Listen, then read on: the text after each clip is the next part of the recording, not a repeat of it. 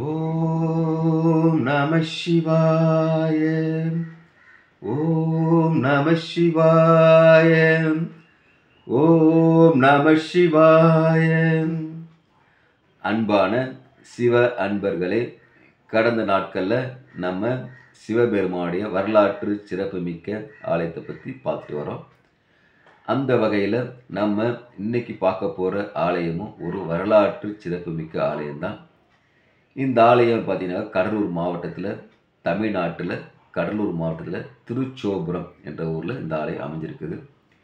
இங்கே இறைவன் பார்த்தீங்கன்னாக்கா மங்களபுரி ஈஸ்வரர், தாயார் பார்த்தீங்கன்னா தியாகவல்லி. தேவார பாடல் பெற்ற ஆலயதாலும் நடுநாட்டு தலங்களில் இந்த ஆலயம் ஒன்று. தீர்த்தம் பார்த்தீங்கன்னா பரம தீர்த்தம் கோவிலுக்கு அருகாமையில் பின்னாடி இந்த தீர்த்தம் இருக்குது.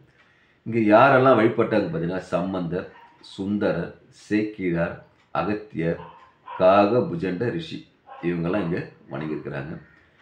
இங்கே இருக்கிற லிங்க மூர்த்தியை பார்த்தீங்கன்னா அகத்தியரால் பிரதேசம் செஞ்ச லிங்கம் இது. அதனால் பார்த்தீங்கன்னா அகத்தியர் பிரதேசம் செஞ்சால் அவர் கைரேகை படிஞ்சு அளவுக்கு இந்த அளவுக்கு இந்த லிங்கம் இருக்குது.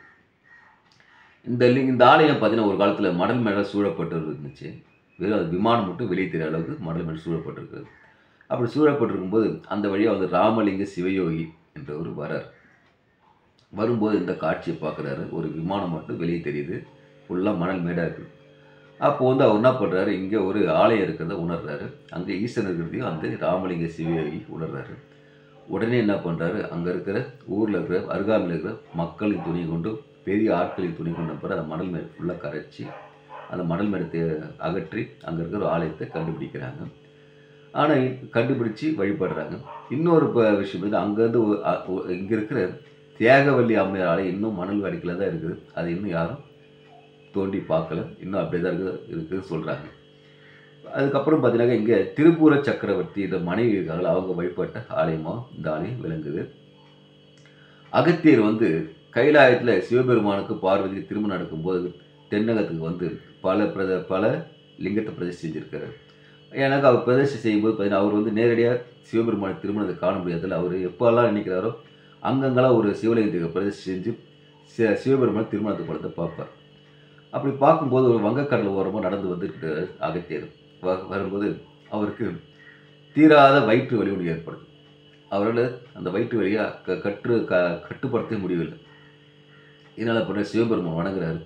வணங்கிட்டு என்ன பண்ணுற அங்கே ஒரு லிங்கத்தை பிரதிஷ்டை செய்கிறார். பிரதிஷ்டை செய்யும் லிங்கத்தை உருவாக்குறாரு. அந்த லிங்கம் சரியான வடிவத்துக்கு வரல. இதை பார்த்து உணர்ந்த அகத்தியர் என்ன பண்ணுறாரு, இது வந்து சிவபெருமானுடைய லீலை தான் இருக்குன்னு சொல்லி உணர்ந்துட்டு என்ன பண்ணுறாரு, அருகாமையில் இருக்கிற மூலிகை செடியெலாம் பிடிங்கிட்டு வந்து கசக்கி அந்த சாறு எடுத்த ஒரு லிங்கத்தை பிரதிஷ்டை செய்கிறார். செய்து அந்த லிங்கத்தை வணங்கும் போது அவருடைய வயிற்று வலி தீர்ந்து போகுது. இதனால தான் வந்து தீராத வயிற்று நோய் இருக்கிற நோயெல்லாம் தீர்ந்து போகும். இங்கே வந்து மங்களபுரீஸ்வரரை வணங்கினா நமக்குள்ளே இருக்க தீராத வியாதி தீர்ந்து போகும் ஒரு ஐதீகமாக சொல்கிறாங்க. இங்கே இருக்கிற லிங்கம் தான் வந்து அகத்தியர் வந்து பிரதிஷ்டை செய்தாலும் அவருடைய கைரேகை திருமேனி அந்த லிங்கத்து மேலே இன்னும் இருக்குது. இப்படி பல நூற்றாண்டு கடந்த ஆலயம் இந்த ஆலயம். மணல் மேடாக இருந்து மணலால் மூடப்பட்ட ஆலயம், மக்களுக்கு மணல் அகற்றி வழிபாடு செய்யப்பட்ட அற்புதமான ஆலயம். இதனால் இந்த ஆலயத்தின் சிறப்பு வந்து சொன்னால் புரியாது. நம்ம போயிட்டு அங்கே இருக்கிற எம்பெருமான் ஈஸ்வரன் அழகை கண்டு அவரை தரிசித்து வந்தாக்கா நமக்கு வாழ்க்கையில் பல மாற்றங்களை கொடுக்கும். அதனால் அன்பான சிவ அன்பர்களே, நீங்களும் திருச்சோபுரம் மங்களபுரீஸ்வரையும் தியாகவல்லி தாயாரையும் வணங்கி வாழ்வில் அனைத்து வளங்களும் பெற்று இன்புற்று வாழ்க. ஓம் நமச்சிவாய.